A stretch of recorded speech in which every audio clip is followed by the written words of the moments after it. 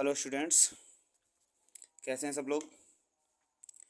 जैसा कि कल मैंने आपको नॉर्टन प्रमेय के बारे में बताया था, है ना। ठीक, आज हम बात करेंगे जो हमारा प्रतिरोध होता है। ठीक, तो प्रतिरोध किससे कहते हैं और क्या होता है, और हम प्रतिरोध को किस किस क्रम में जोड़ सकते हैं, और प्रतिरोध को अलग अलग क्रम में जोड़ने का मकसद क्या है, मतलब क्या रीज़न है कि हम प्रतिरोधों को अलग अलग कॉम्बिनेशन में भी जोड़ते हैं, है ना। तो आइए वीडियो को स्टार्ट करते हैं। सबसे पहले हम देखते हैं कि प्रतिरोध क्या होता है, ठीक है ना। तो रेजिस्टेंस होता क्या है कि प्रतिरोध किसी चालक का वह गुण है जो चालक में बहने वाली धारा का विरोध करता है। कहने का मतलब ये है, जैसे ऐसा आपने देखा होगा कि जब हम रोड पे चलते हैं तो रोड पे ब्रेकर्स लगे हुए होते हैं, है ना। जैसे हमारी बाइक जा रही है बहुत स्पीड में, तो ब्रेकर्स आ जाए तो हम क्या करते हैं, अपनी बाइक को धीमा कर लेते हैं। इसी तरीके से कोई भी कंडक्टर वायर है, जब हम उसमें करंट फ्लो हुआ करते हैं तो हर कंडक्टर का अपना एक रेजिस्टेंस होता है, ठीक है ना, जिसे हम प्रतिरोध कहते हैं। उसका काम क्या होता है कि अपने अंदर से फ्लो होने वाली करंट को क्या करता है, रोकता है वो, है ना। ठीक, तो उसी को हम क्या कहते हैं, प्रतिरोध कहते हैं। ठीक, इसकी दूसरी परिभाषा भी मैंने लिख दी है। जब हम किसी चालक के सिरों पर वैद्युत विभवांतर स्थापित करते हैं तो उसमें धारा प्रवाहित होने लगती है। तो विभवांतर व धारा के अनुपात को उस चालक का क्या कहते हैं, वैद्युत प्रतिरोध कहते हैं। इसे हम किससे प्रदर्शित करते हैं, आर से, क्योंकि रेजिस्टेंस है तो आर से प्रदर्शित करते हैं। इसका मात्रक क्या होता है, ओम होता है, और ये इसका सिंबल होता है, ठीक है। नीचे लिख दी भी है ओम, ओम होता है। ठीक, आर बराबर इसका फार्मूला निकालेंगे तो क्या होगा, R equal to B upon I, क्योंकि वोल्ट हम ऐसे भी कह सकते हैं ना कि किसी भी चालक पर स्थापित वोल्टेज और उसमें बहने वाली करंट का जो अनुपात है वो क्या कहलाता है, उस चालक का रेजिस्टेंस कहलाता है, मतलब प्रतिरोध कहलाता है, ठीक है ना। तो इसका मात्रक ओम हो गया, ठीक है। अब इसके अलग भी और मात्रक होते हैं। 1 ओम इक्वल टू क्या होगा, वोल्टेज का मात्रक क्या होगा, वोल्ट, और करंट का मात्रक क्या होगा, सॉरी एम्पियर। सॉरी बच्चों, वो बाई मिस्टेक मीटर हो गया था तो एम्पियर कर दिया हमने। तो क्या होता है कि 1 ओम इक्वल टू हम निकालेंगे तो वोल्टेज का मात्रक होता है वोल्ट, और आई का मात्रक, करंट का मात्रक होता है एम्पियर। तो इसका हो जाएगा 1 वोल्ट प्रति एम्पियर, है ना। ऐसे ही इसके और अन्य मात्रक होते हैं कि 1 मेगा ओम इक्वल टू क्या होगा, तो 10⁻6 ओम हो जाएगा प्लस में, और 1 माइक्रो। ठीक, क्योंकि जब हम न्यूमेरिकल सॉल्व करते हैं तो हमारी वैल्यू जो होती है वो ओम में ना दे के कभी कभी माइक्रो ओम में भी दे देता है, मेगा ओम में भी दे देता है, ठीक है ना। तो हमें ये वैल्यू पता होना चाहिए ताकि हम उसे ओम में कन्वर्ट कर सकें, है ना। ये सिंबल होता है हमारा प्रतिरोध का, ठीक है ना। अब आइए प्रतिरोधों को हम कैसे कौन कौन से संयोजन में हम जोड़ते हैं, ठीक है। तो प्रतिरोधों को जोड़ने के हमारे दो ही क्रम हैं, एक होता है श्रेणी क्रम और दूसरा होता है समांतर क्रम, ठीक है। तो प्रतिरोधों का संयोजन दो प्रकार से किया जाता है, प्रतिरोधों का श्रेणी संयोजन मतलब कॉम्बिनेशन ऑफ सीरीज, ठीक है ना, सीरीज कॉम्बिनेशन, और प्रतिरोधों का समांतर मतलब पैरेलल कॉम्बिनेशन, ठीक है। तो प्रतिरोधों को दो प्रकार से, अब सीरीज में और समांतर में ही क्यों जोड़ते हैं, क्योंकि जब हमें करंट एक समान फ्लो करानी होती है सर्किट में तो हम क्या करते हैं, रेजिस्टेंस को सीरीज में कनेक्ट करते हैं, ठीक है ना।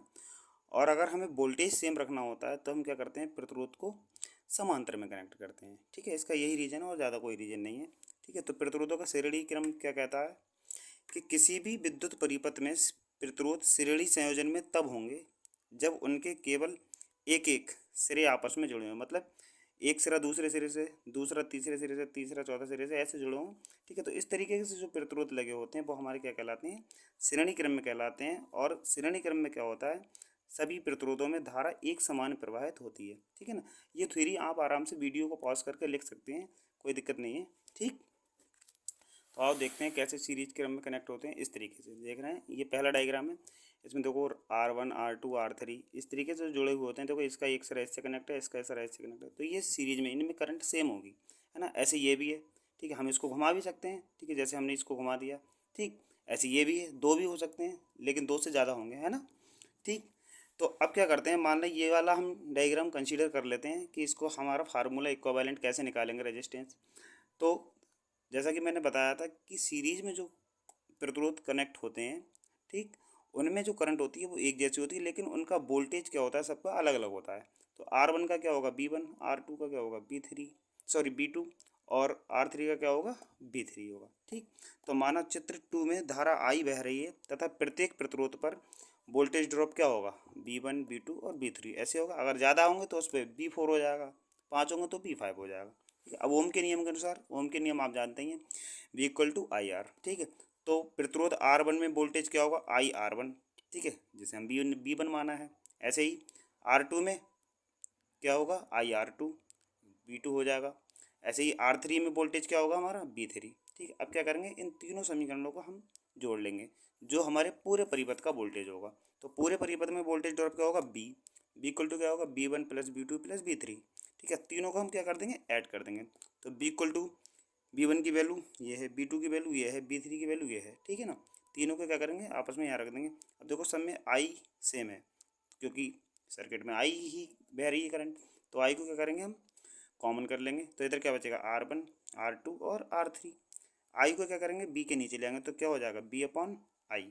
ठीक, अब B अपॉन आई है, तो जैसा कि आपने यहाँ पढ़ा था प्रतिरोध में कि B अपॉन आई किसके बराबर है, R के बराबर, ओम के नियम के अकॉर्डिंग। तो हम क्या करेंगे, ओम के नियम के अनुसार R बराबर क्या होता है, B अपॉन आई। तो पूरे जो R होगा वो पूरे परिपथ का क्या होगा, तुल्य परिपथ होगा, मतलब ठीक है, R इक्वावेलेंट। तो अतः R इक्वावेलेंट बराबर क्या हो जाएगा, R1 plus R2 plus R3। ठीक, अब क्या होता है, यहाँ तो हमने 3 रेजिस्टेंस लिए हैं, अगर ज़्यादा प्रतिरोध हो तो क्या करेंगे, तो हम उसको प्लस करके ऐड करते रहेंगे, है ना, इसी में ही। जब कई प्रतिरोध हों तो क्या करेंगे, तो इसी में हम आगे करके RN तक कर लेंगे। ठीक है, RN क्या है, N क्या है, नंबर ऑफ प्रतिरोध। ठीक है ना, रेजिस्टेंस। उसी तरीके से अब ये तो हो गया हमारा श्रेणी का। अब समांतर का कैसे होगा, तो समांतर का होता है भाई ऐसे। ठीक है, प्रतिरोधों का समांतर क्रम किसी भी विद्युत प्रतिरोध के दो या दो से अधिक प्रतिरोध समांतर संयोजन में तब होंगे जब उनके एक सिरे किसी एक जंक्शन से हों। मतलब ये 3 प्रतिरोध दिख रहे हैं ना आपको, तो इन तीनों का पहले जो सिरा है वो एक बिंदु से कनेक्ट हो, मतलब एक टर्मिनल से या जंक्शन कह सकते हैं, और दूसरा जो पॉइंट है उन सबका मिला के वो दूसरे जंक्शन से कनेक्ट हो। तो इस तरीके से जो हमारा कॉम्बिनेशन होता है प्रतिरोधों का, उसे हम कहते हैं समांतर क्रम संयोजन। ठीक है, या समांतर क्रम। ठीक, इनमें क्या होता है, जैसे पीछे श्रेणी क्रम में क्या था, करंट सब में एक जैसी थी, वोल्टेज अलग अलग था। समांतर क्रम में क्या होता है, करंट सब में अलग अलग फ्लो होती है, लेकिन वोल्टेज सबका क्या होता है, एक ही होता है। ठीक, तो क्या करेंगे अब, समांतर क्रम जुड़े सभी प्रतिरोधों के बीच एक ही विभवांतर होता है। तीनों प्रतिरोधों R1 R2 R3 को 20 वोल्ट से जोड़ा गया है, 20 से जोड़ा गया है तीनों को 20 से। ठीक है ना, ठीक है, अतः ओम के नियम के अनुसार क्या होगा, I equal to B upon R. ठीक, तो I पहले प्रतिरोध में जो धारा होगी हमारी I1 है। ठीक, तो क्या होगा, B अपॉन R1, दूसरे में B अपॉन R2, ऐसी तीसरे रेजिस्टेंस में क्या होगा, I3 करंट बह रही है तीसरे वाले में, तो क्या होगा, B अपॉन R3। ठीक, अब जैसे उसमें करंट सेम थी, इसमें वोल्टेज सेम है, तो इसमें क्या करेंगे, हम तीनों समीकरणों को इनको भी क्या करेंगे, ऐड कर देंगे। क्या होगा, I1 plus I2 plus I3। ठीक है ना, ये क्या होगा, I3, यहाँ से हम I3 कर देंगे इसको ऐसे। ठीक, अब तीनों की हमने वैल्यू पुट कर दी। अब सब में इसमें क्या है, B एक जैसा है ना, कॉमन है। ठीक, तो क्या करेंगे हम, इस समय हम B कॉमन ले लेंगे। ठीक है, और इसका टोटल क्या होगा, I क्या होगा इसका, ये सब किसके बराबर होगा, टोटल I अगर हम निकालेंगे इस पूरे सर्किट की तो I होगी ना। ठीक, तो I हो जाएगी इधर। ठीक, अब I क्या है, कुल धारा है पूरे परिपथ की। जैसे उधर वोल्टेज निकाला था, ऐसे ही हम क्या करेंगे, यहाँ पर करंट निकाला है, तो B अपॉन B क्या आ जाएगी, इसके बटे में आ जाएगी इधर, तो I अपॉन B हो जाएगा। इधर क्या बचेगा, 1/R1 plus 1/R2 plus 1/R3। ठीक, यदि परिपथ का तुल्य प्रतिरोध क्या हो, R इक्विवेलेंट हो, तो क्या होगा, 1/R1 बराबर क्या हो जाएगा, I अपॉन B। तो I अपॉन B की जगह हम क्या रख देंगे, 1/R इक्विवेलेंट। ठीक है, जैसा कि मैंने यहाँ लिख दिया है। तो इसका फार्मूला क्या बन जाएगा, 1/R1 plus 1/R2 plus 1/R3। ठीक है ना, अब यहाँ पर अगर यहाँ पर भी एक से ज़्यादा प्रतिरोध होंगे तो क्या करेंगे, प्लस 1/RN कर देंगे, उनको आगे जोड़ते चले जाएंगे। ठीक है ना, तो ये तो हमारा हो गया रेजिस्टेंस का कॉम्बिनेशन सीरीज में और पैरेलल में। ठीक है ना, इसके लिए अब हम क्या करेंगे, एक न्यूमेरिकल करेंगे। ठीक है, न्यूमेरिकल की सहायता से हम समझेंगे कि सीरीज में अगर हमसे पूछेगा न्यूमेरिकल में कि सीरीज में प्रतिरोध निकालिए या समांतर में निकालिए, तो हम कैसे करेंगे। ठीक है, तो उसके लिए हम एक न्यूमेरिकल करेंगे। ठीक, ये है भी प्रतिरोध, उस पर डिपेंड हमारा न्यूमेरिकल। तो इसमें मैंने क्या किया है, माना 3 प्रतिरोध श्रेणी व समांतर क्रम में लगे हैं, जिनके मान क्रमशः 6 ओम कॉमा 6 ओम कॉमा 6 ओम, मतलब 6 ओम के 3 प्रतिरोध हैं जो श्रेणी और समांतर दोनों क्रम में जुड़े हुए हैं। ठीक है ना। तो श्रेणी समांतर में जुड़े हुए हैं, तो हम क्या करेंगे, श्रेणी व समांतर में तुल्य प्रतिरोध, मतलब श्रेणी में भी बताना है टोटल प्रतिरोध क्या होगा और समांतर में भी बताना है कि टोटल प्रतिरोध क्या होगा। ठीक है। तो श्रेणी में जब हम कनेक्ट करेंगे तो इस तरीके से करेंगे, 6 ओम 6 ओम 6 ओम। ठीक। अब इसका हम टोटल प्रतिरोध निकालेंगे तो कितना आएगा हमारे पास, हमने पहले को मान लेंगे R1, दूसरे को R2, तीसरे को R3, R1 R2 और R3। अब श्रेणी क्रम में तुल्य प्रतिरोध क्या होगा, पूरा अगर निकालेंगे तो तीनों को हम ऐड कर देंगे। ठीक है, क्योंकि हमारा फार्मूला इधर मैंने आपको बताया श्रेणी क्रम का फार्मूला क्या होता है, श्रेणी क्रम का क्या होता है, कितने भी रेजिस्टेंस हो उनको हम एक साथ ऐड कर देंगे। ठीक है ना। तो ऐसे ही हमारे पास 3 रेजिस्टेंस दिए हुए हैं, 3 प्रतिरोध, इन तीनों प्रतिरोध को क्या करेंगे, ऐड कर देंगे सीधे R इक्विवेलेंट लिख के। ठीक है। श्रेणी क्रम में तुल्य प्रतिरोध R equivalent equal to R1 plus R2 plus R3, तीनों की वैल्यू सेम है, 6 प्लस 6 प्लस 6, तो कितना हो जाएगा, 6 और 6 12, 12 6 18, मतलब 18 ओम आ गया हमारा, है ना। ये तो हमारा श्रेणी क्रम का। अब समांतर क्रम में कैसे होगा, ठीक, समांतर क्रम के लिए तो समांतर क्रम में तुल्य प्रतिरोध, समांतर क्रम में हम ऐसे कनेक्ट करते हैं। ठीक। समांतर क्रम में हमने मान लिया कि इसका जो समांतर क्रम में प्रतिरोध है वो कितना है, R इक्विवेलेंट है। ठीक है। तो 1/R इक्विवेलेंट बराबर क्या होगा, 1/R1 plus 1/R2 plus 1/R3। ठीक है, जैसे कि मैंने इधर समांतर क्रम में आपको समझाया है। ठीक है, ये देखो इधर है ना, तो इधर आ जाएंगे अब, तो तीनों की वैल्यू रख देंगे 1/6 1/6 1/6। अब जब इन सबका आधार सेम है तो क्या करेंगे, ऊपर के ऐसे ही लिख लेंगे तो 6 आ जाएगा।